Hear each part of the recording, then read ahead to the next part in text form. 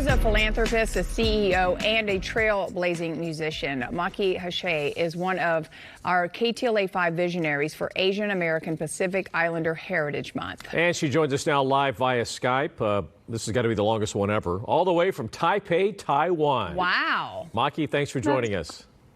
Thank you so much for having me. I'm so honored to be here today. Are you up at a weird time or?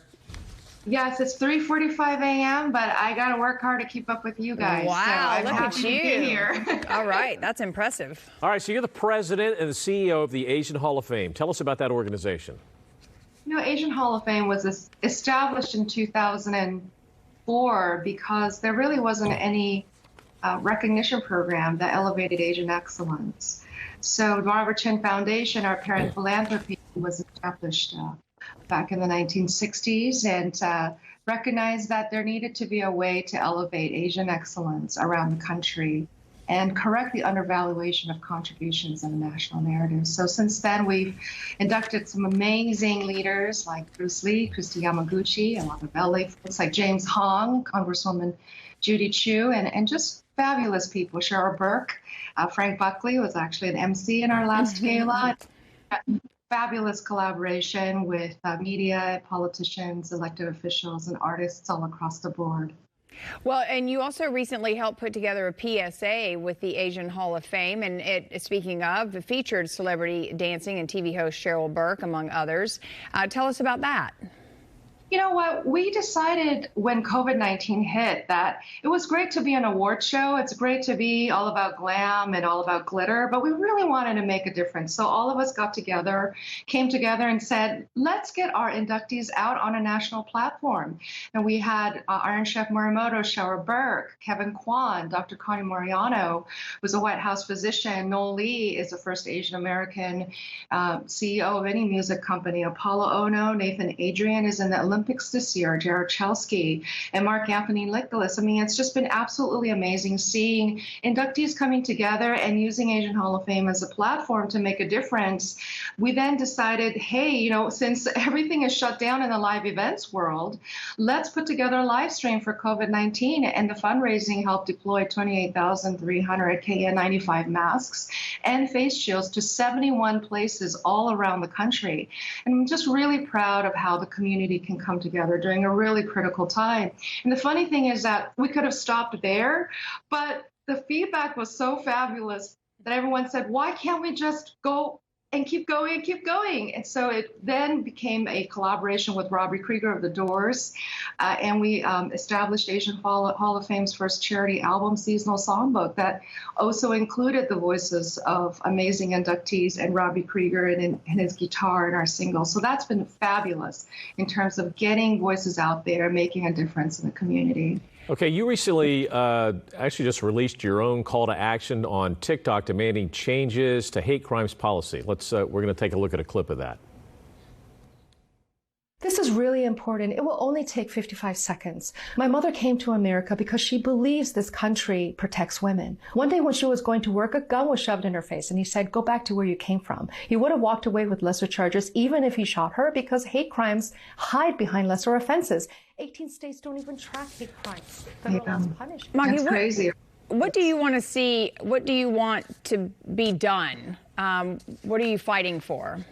Well, see, here's the thing. So we can go on and on about how we're going to have all this funding for tracking and recording and all this. But, you know, we want to get to the point where there isn't one hate crime to report. Let's get to that point. And I'm saying that from this perspective of a mother of two. I have two daughters, and God forbid something happens to them, and a guy walks away with just a slap on his wrist and a $100 fine. Is that okay? That is not okay. I don't want my kids, and I don't want their friends, and I don't want my grandkids to ever have to live in a country where they have to fear going to the grocery store being pushed down just because they look a certain way or they have a certain name that's different from everyone else. So I was really angry. And I thought, you know what? I got to just go on TikTok because that's what my kids are on all day long. So I might as well just go to where the people are. And I shot that in my living room, had great help from amazing people and lighting. And Sheila Furman, my assistant, was adjusting the camera. And we just did our best, and it went viral. And I was so excited because hate crimes is not okay. Violence is not okay. This is a first world country. We should not have any of that happen to anyone in this great country and state and city of LA. So that's why I want to see that maybe there's a movement, kind of like what the Mothers Against Drunk Driving did, where we can come together and we can say this is not okay. And these are the ways that we can produce actionable recommendations to affect change. This month, during Asian American Pacific Heritage Month, the Asian Hall of Fame released a series of forums where distinguished speakers came together, and we didn't just come together and talk. We came together and said, okay, we have all of this intelligence in the room. This is a think tank forum. What are some top things we can do to change the system? And there were great examples that came out from that. So that's what I really want to see happening. I want to see a world that's better and brighter and safer for everyone. We do too, and thanks for sharing that sentiment. All right, along with trying to make some changes, you're also a musician. That's your platform. You know what? I love music. I've been really involved in music as a kid. I was actually born mostly deaf, and music was my way of connecting to the hearing world.